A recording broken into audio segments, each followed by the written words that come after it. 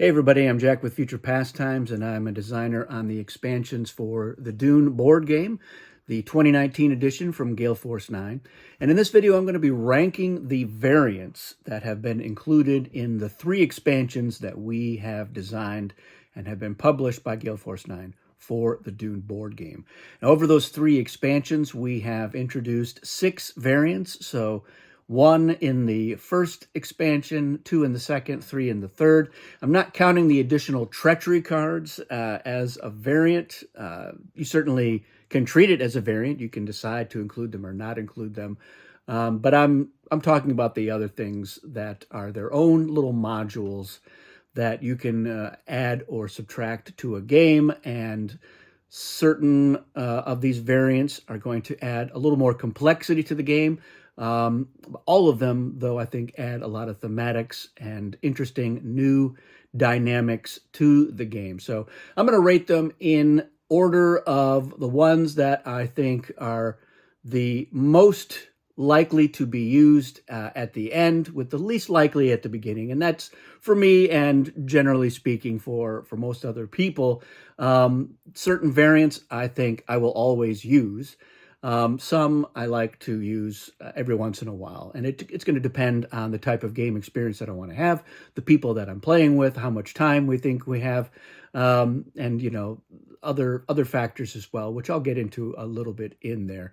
So let's dive in. I'm going to start with number 6, and that's going to be the Stronghold cards. Now, in terms of complexity, this is actually one of the easiest ones to understand. So the idea is you set these cards. There's one for each stronghold in the game, including the Ixian mobile stronghold if the Ixians are playing. And you just set these aside to start with. And at the end of a game turn, if a player controls one of the strongholds, you take the corresponding stronghold card and you give it to them. And then in a subsequent game turn, if they are in a battle in their stronghold, they're going to be able to use the Stronghold cards' special advantage for those battles there. And if they get booted out of that stronghold, they'll set the card aside, and at the end of the game turn, you again check to see if just somebody control it, then they get the Stronghold card. So it's home field advantage. It's very simple to understand, but they are abilities of varying usefulness. Some of them are a little more niche or edge case. Some of them are definitely more powerful. This one is.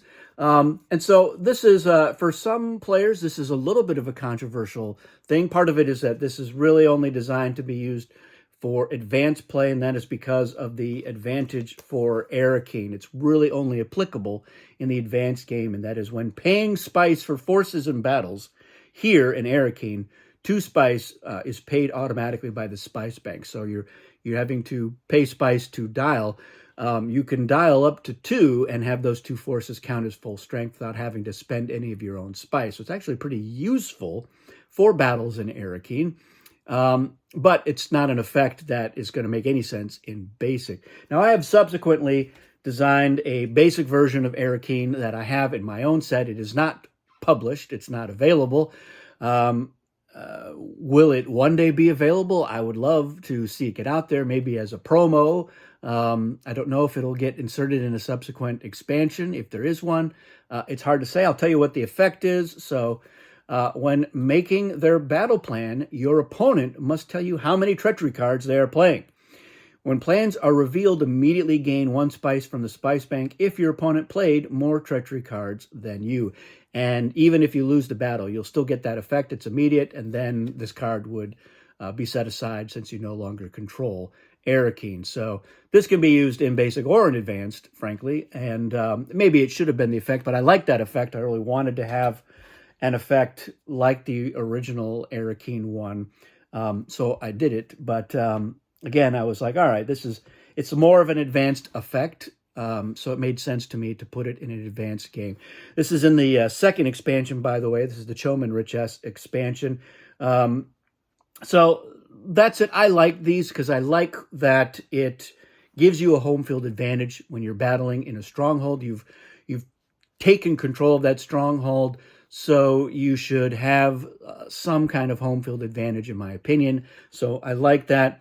It introduces some new effects and new things to take into account. It makes certain strongholds much more valuable and strategic. The Carthag one being a great example. This is a really strong effect. And it is, if you do not play a poison weapon in a battle here, any non-poison defense you play also counts as a snooper. And again, the thematics is Carthag was the seat of power for House Harkonnen. Very paranoid. So the idea is that the whole city is covered in snoopers. It's really hard to poison the Baron or anybody else, for that matter, in Carthag. So you're taking advantage of that infrastructure when you're in a battle there. But yes, it does. It basically is going to make a shield into a shield snooper, which is one of the cards from the first expansion, the extra treachery cards. But again, you have to have a non-poison defense, and then you have to have, either no weapon or not play a poison weapon. So it's not foolproof. It's not like, well, I'm invincible now in Carthag. So I think when people are like, it's overpowered, it's broken, I think it's a little bit hyperbolic and blown out of proportion. But again, I like the idea of that. And Carthag, strategically on the board, is a very important stronghold because it's the one that you can, if you're starting your movement with forces in Carthag, you can get to the Polar Sink, you can get to Siege Tabor, you can get to Arakeen, you can get to a lot of spice blows as well. So it is a very important stronghold, and I felt like it needed to have an effect that would make it even more likely that factions are going to fight over it and want to control it. So that is that one. So it's one that I think, again, it's not one that I'm going to use all the time, but I do like to have it in there. And it's one that I will probably use more often than some of these others just because it is really easy to integrate into it. So it's ranked 6 mostly because of the controversy. And so I know that like even some people that I played Dune with, they're not always like, oh yeah, we want to play with the Stronghold cards. But that said, we do use these a lot. So I really struggled with where it should show up on the list. I think for a lot of the people who are watching this, who have all of the variants and play with them, this probably will be their 6. So I acknowledge that, and I'm not going to fight them on that. But again, not to downplay it, I really like these cards. I'm thinking about the possibility of making multiple Stronghold cards for each Stronghold, and then having a random assortment. So you're not sure which effect you're going to get. You'd be like, all right, these are the 3 Carthag cards. We're going to shuffle them up, and then we're going to set one face down. So you don't know which one it's going to be. And that said, there might even be some that are a disadvantage. That might be a fun thing, like, oh, if you're in battles in Carthag now while you've got that card, now you've got some kind of handicap. I think that's kind of fun as well. So I'll give that a thought. If you've got ideas, feel free to share them. It might be a fun sort of thing that we put up on Tabletop Simulator. Maybe I'll make some files if people want to print and play their own. And I'm sure that now, if you're watching this video, some of you are like, I'm already making them. So that's great.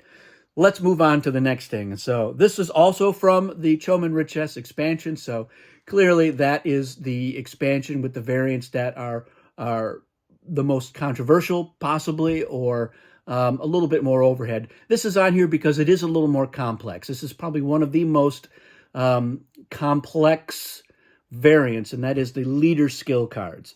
But again, this is another one of my favorites. I really like the leader skill cards. Let's talk about what they do, and I'll tell you about why I like them. So the idea is that at the beginning of the game,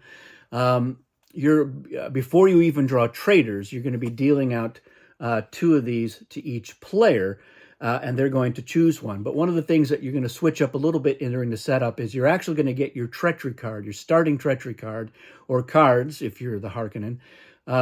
And then based on that, you will choose a leader skill. And then you have to pick one of your leaders to assign that skill to, and that's going to go face up in front of your shield. So everyone will know that Esmar Tuek here is my War Master and that he has this skill. Now, what makes this a little more complex is that there are 2 effects on each card. There's one that actually all of your leaders are going to benefit from, all of your other leaders. as long as you have left your leader out in front of your shield. They have this effect that is active. And that's because when you get into a battle, you can bring this leader behind your shield so nobody knows whether or not you're using it. But once it's behind the shield, you lose this effect for your other leaders. So you can say, I'm going to leave Esmar Tuak out so that you know he's not going to be in the battle. But that means that all of my other leaders get this effect, whatever it is. And not all of these effects here are battle effects. So a lot of times, it's not going to matter at all. You're going to leave this out in front unless you're planning to use this leader or want to bluff that you're going to use this leader. The second effect is one that applies specifically to this leader when they're in battle. So it's a bit of a risk-reward situation. And I think one of the reasons why I really like leader skills is because it adds more thematics to the game. It adds some interesting new effects, which I like. So there's new situations, new dynamics, new surprises. But it also makes the whole prospect of which leader do you give this skill to a really interesting decision process, because it also amps up the traitor selection, because you're doing this before knowing whether or not this leader is safe for you. So you could say, all right, I'm going to Esmar Tuak, I'm going to assign this leader. Then you draw your leaders and you say, oh, I've got Staben Tuak, who I know is a safe leader, at least in certain games, not with the Tleilaxu, of course, but you're like, all right, I've got that. It would have been great to know that ahead of time, but that's part of the charm here, is that you may have a super skilled leader who is actually a traitor now. But that's the thing, is that, do you assign the skill to a high level leader? So Esmar here is only a 3. If I give my best leader the skill, they are now a very juicy target to be selected as a traitor.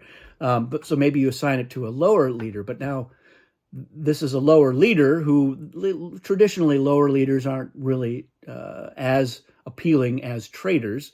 But this is a skilled leader, and everybody's going to know that. They're like, all right, I've drawn Esmar Tuak as a traitor card, and I see that the guild has them as a skilled leader.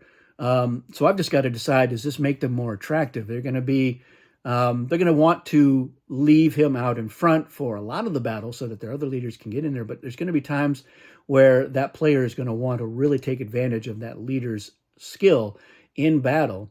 So maybe they are more likely to use that leader in a battle. So I like that it just amps up that whole process of who do I pick as a leader, who I pick as a traitor.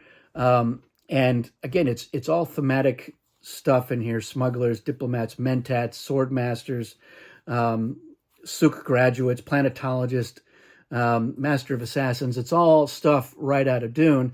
And it was all because in the Avalon Hill version, the artwork for the mentat was really interesting. And I thought, oh, this must be a unique leader with some kind of ability, but that wasn't the case. So I always wanted that effect in Dune, and now it's in there. So leader skills is not something I use in all the games. So I would say probably about 25 to 35% of the games will have them in there.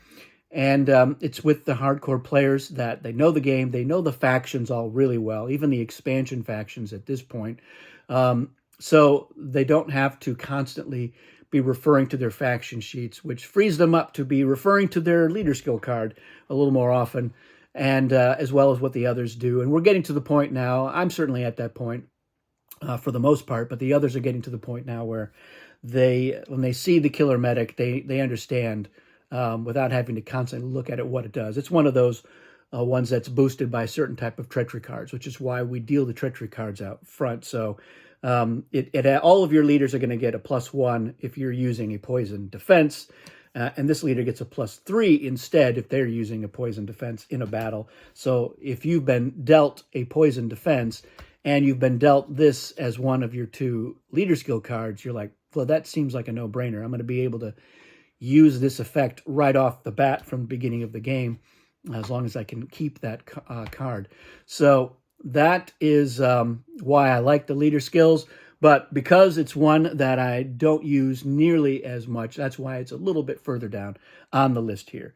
All right, moving up to the, fourth one is it's going to be Homeworlds. And Homeworlds is at this point on the list because it's also one that we don't use nearly as often as the ones at the top half of the list here. This is from the third expansion, Ikaz and Moritani. Every faction is going to get a Homeworld token, and for the record, we use the tokens now all the time because these are gorgeous, they're great, you put your reserves on them. It's just a little bit of organization, a little color and flavor around the board. So we're going to use these all the time. But when you're actually playing Homeworlds, you can also have the accompanying Homeworld card. And this is, again, up there with leader skills in terms of the complexity level because it's adding some more stuff that you need to pay attention to. And that's not just your effect and the other player's effects, but also your threshold. So this is all based on how many reserves you have on a Homeworld. And if you have a certain threshold, you get to have an additional advantage. This is your high threshold advantage. But once your reserves dip down below a number, you're going to flip the card over. You will lose the high threshold advantage, and you may incur a penalty for low threshold. Not every faction does, but most of them do. Furthermore, you can attack other players' homeworlds and occupy them, and if you do, you get an occupy advantage as well. So there's definitely a lot more going on with homeworlds. But I reiterate, when you are somebody who's played enough Dune, you're familiar with all of the factions, you're looking for some more thematics, you're looking to expand the Imperium, as it were. Now, there's reasons to attack other players on their homeworlds rather than fighting them on Arrakis. It may be setting you up so that you can fight on Arrakis. Occupying Wallach 9, the Bene Gesserit homeworld, gives you immunity from the voice. So you may need that in order to win battles on Arrakis.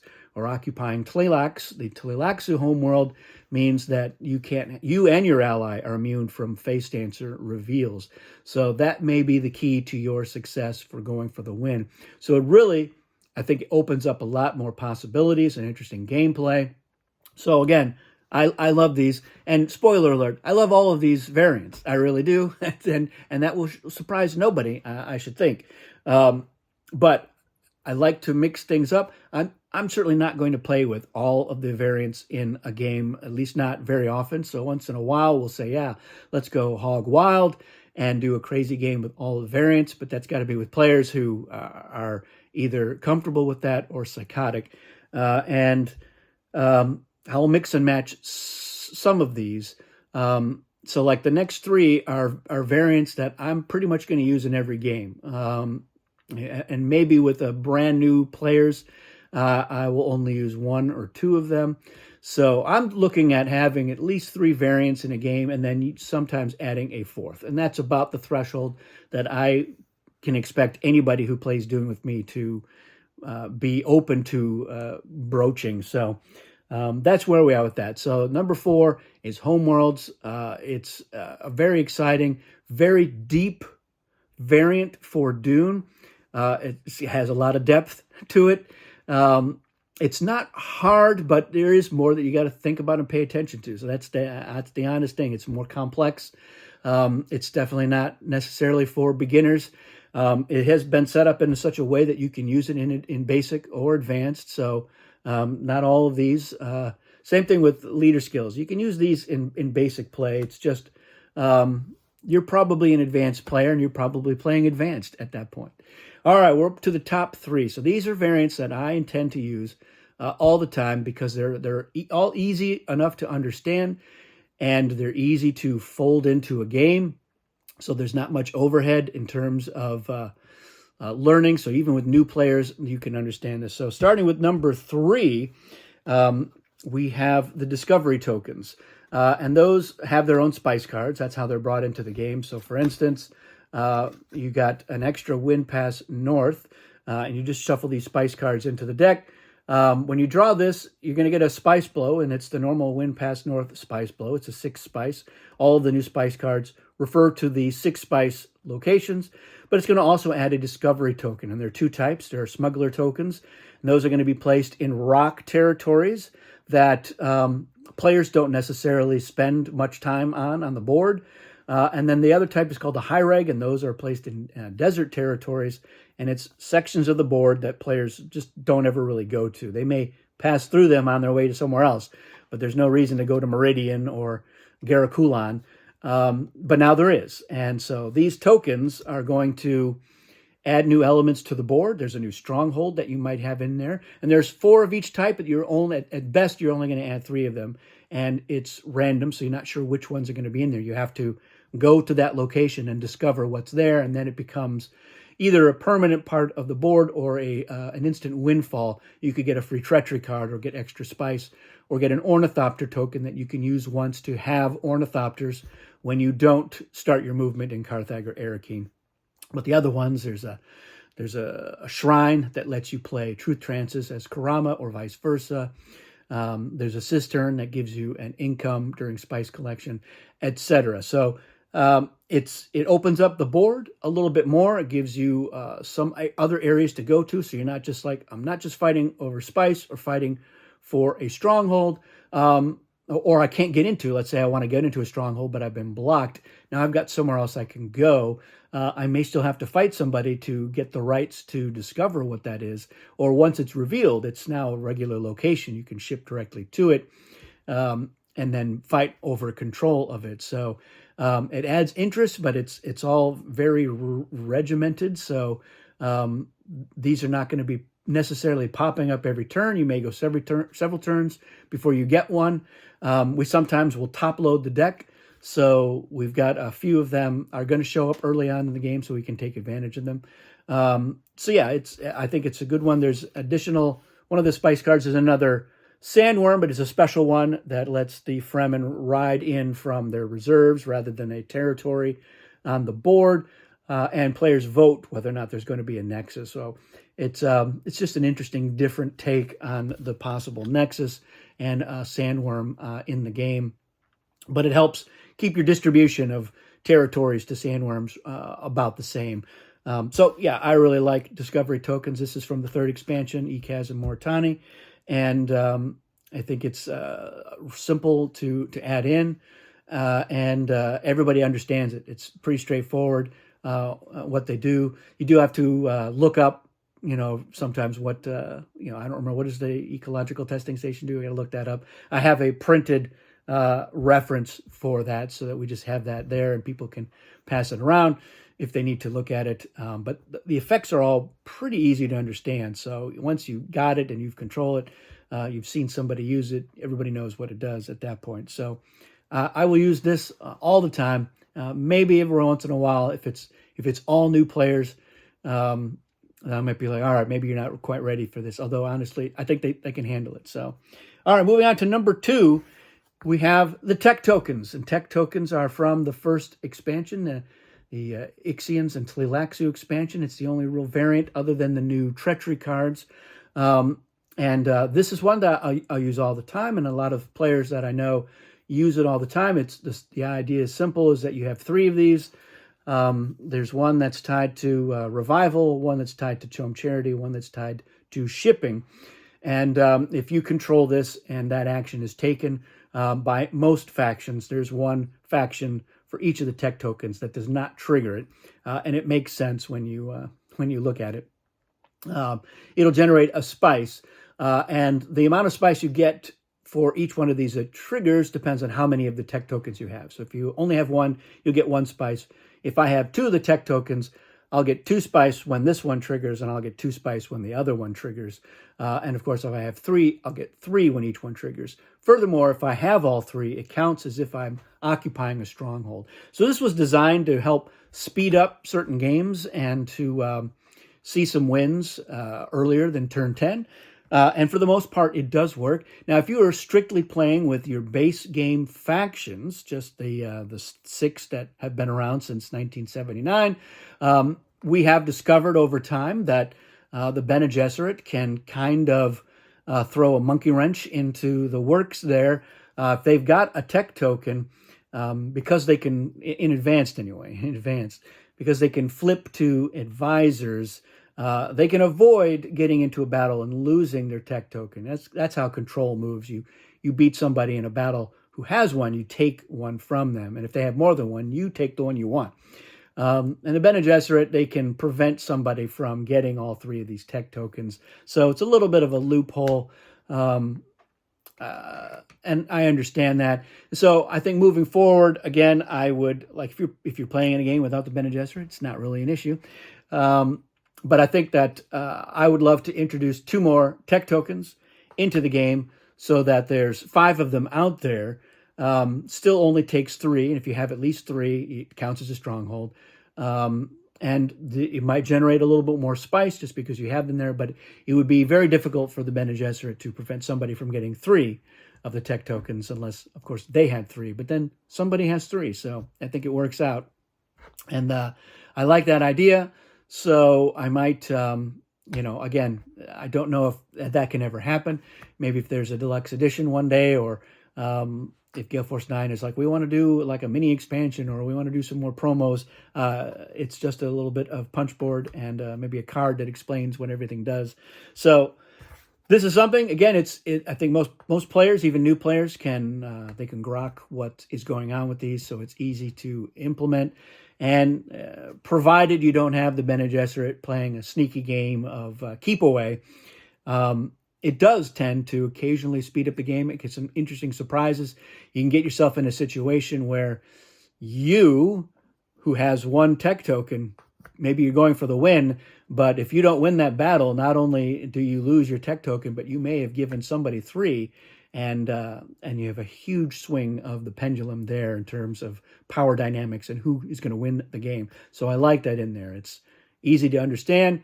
Can have a big impact, puts a little bit more spice into the economy, which I think a lot of times is necessary and good, but not an absurd amount. So there you have it. And that leads us to our number 1 variant, the one variant that I absolutely will use in every game, and it is Nexus Cards. Nexus Cards from the 3rd expansion, Ikaz and Moritani. It's got a set of 12 Nexus Cards, and you will use them in every game, irrespective of which factions you have. So even if you are one of those players who only plays with the base game factions, and that's fine if that's your case. I like the expansion factions, so I will try to use those in every game if I can, at least some of them. But I get it. Some people are like, Dune is those 6 factions, but you can still use this, and it still works just fine. And so the idea here is when a Nexus occurs, if at the end of that Nexus there is an alliance, at least one alliance between players, any player who is not in an alliance gets to draw a Nexus card. And the effect on there are 3 possible effects, but there's really only 1 possible effect in the game. And it just depends on which factions are in the game and which faction you are. So if I've drawn the Ikaz Nexus card, if Ikaz is not in the game, then there's only 1 effect possible, and it is the Secret Alliance. So it's like you who are not in an alliance are actually secretly in an alliance with Ikaz, and you will get a one-time use of basically what is their alliance ability. So that's what this is based on. This one actually is a little bit different because their alliance advantages really only work if they're in the game. So this is an example of one that's different. But in this case, you can force one player to reveal whether or not they have any of your leaders as a trader, although not specifically which one. But I'll give you another example. The one that I think a lot of people like is if the Bene Gesserit, for example, are not in the game, then your secret alliance with them gives you the voice for 1 battle. So these cards are all one-time use. You play it and you discard it. But the fact is nobody knows which one you have because you can keep it secret.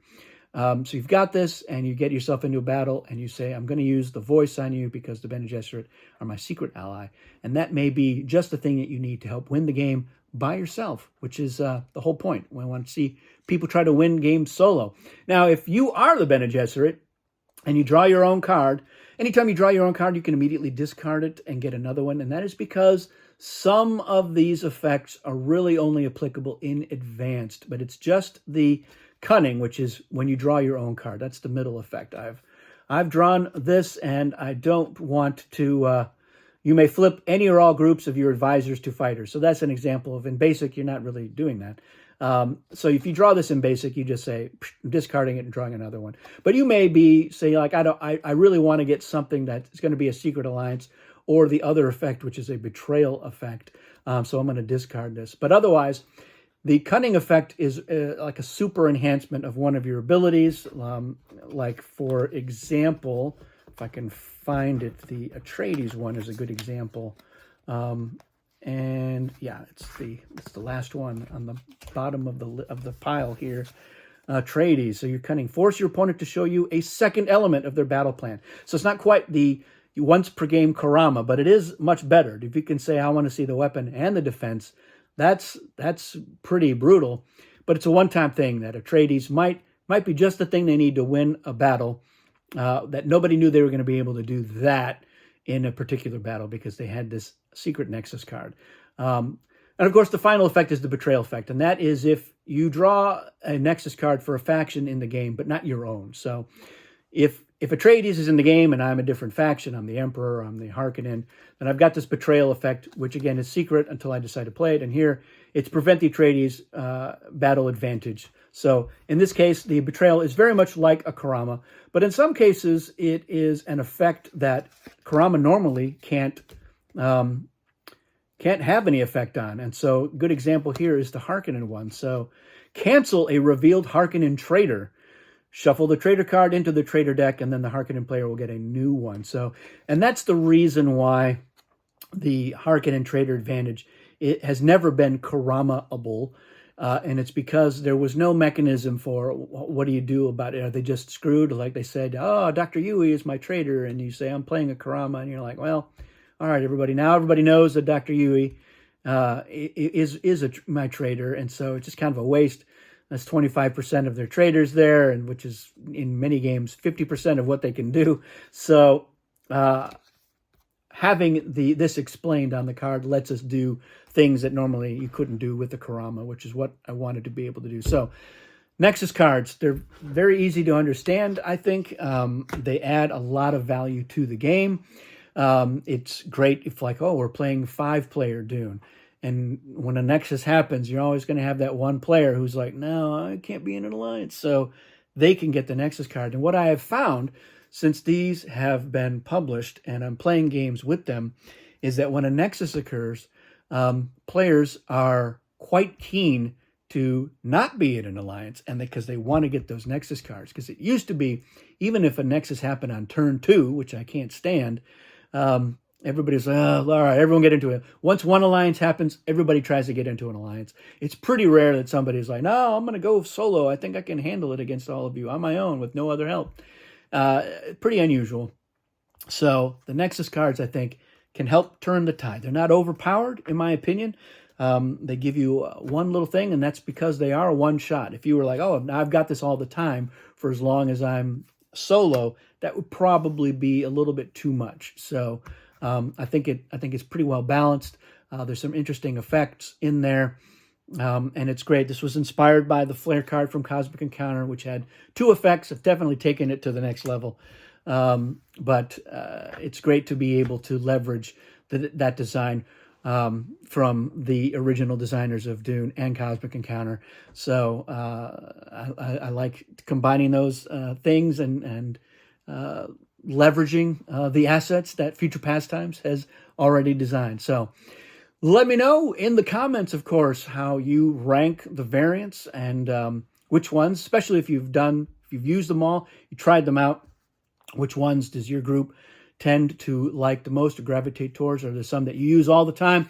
Are there some that you're like, this is every once in a while? How do you determine when you're going to use it?